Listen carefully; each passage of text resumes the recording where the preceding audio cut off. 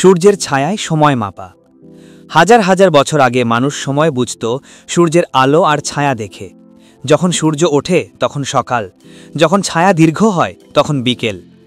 এইভাবেই জন্ম নেয় পৃথিবীর প্রথম সময় মাপার যন্ত্র সূর্যঘড়ি। প্রাচীন মিশরীয়রা পাথরের ওপর দাগ কেটে সূর্যের ছায়া দেখে সময় হিসাব করত। কিন্তু সমস্যা ছিল, সূর্য না উঠলে সময় থেমে যেত। জলঘড়ি ও বালুঘড়ির যুগ। এরপর আসে এক নতুন অধ্যায়, জলঘড়ি। খ্রিস্টপূর্ব 1400 সালের দিকে মিশরীয় ও গ্রিকরা এমন এক পাত্র তৈরি করেছিল যেখানে পানি পড়ার গতি দিয়ে সময় মাপা হতো। রাতের বেলায় বা ঘরের ভেতরেও সময় দেখা যেত এতে। কিছুদিন পর আসে বালুঘড়ি। দুই কাচের গোলকের মাঝে বালু পড়ে সময় জানাতো। আজও রান্নাঘর বা পরীক্ষাগারে আমরা এর ছোট সংস্করণ দেখি।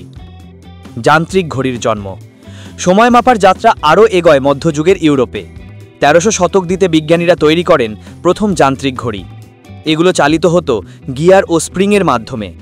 বড় বড় গির্জার টাওয়ারে বসানো হতো বিশাল ঘড়ি, যেখানে ঘণ্টার ধ্বনি শুনে মানুষ সময় জানত।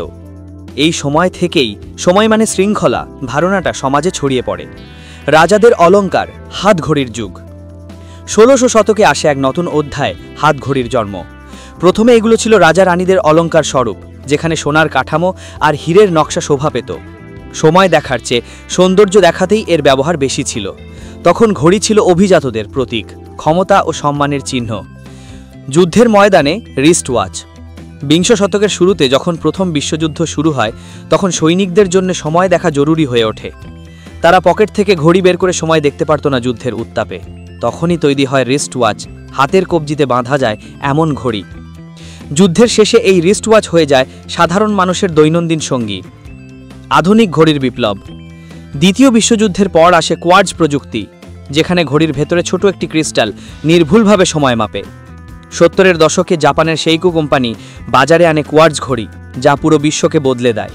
এরপর আসে ডিজিটাল ঘড়ি, যেটা ব্যাটারিতে চলে আর স্ক্রিনে সংখ্যা দেখে সময় জানায়। সময় থেকে স্মার্টনেসে রূপান্তর। 21 শতকে ঘড়ি হয়ে গেল শুধু সময়ের যন্ত্র নয়, একটি স্মার্ট ডিভাইস।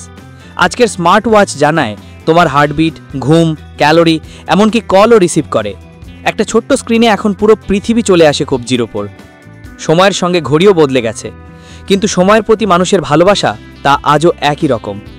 ঘড়ি শুধু সময় নয়, সংস্কৃতি। ঘড়ি এখন ফ্যাশনের প্রতীক। কেউ পরে স্টাইলের জন্য, কেউ পরে সময়ের জন্য, কেউ আবার পরে অনুভূতির জন্য। কারণ অনেকের প্রিয় ঘড়ি হয়তো কারো উপহার অথবা কোনো স্মৃতির সঙ্গে জড়ানো। সূর্য ঘড়ি থেকে স্মার্ট ওয়াচ, এটাই ঘড়ির হাজার বছরের পথ চলা। সময় বদলেছে, প্রযুক্তি বদলেছে, কিন্তু সময়ের মূল্য এখনো বদলায়নি। কারণ ঘড়ি শুধু সময় বলে না, বলছে ইতিহাসের গল্প। এটাই ঘড়ির ইতিহাসের ইতিহাস।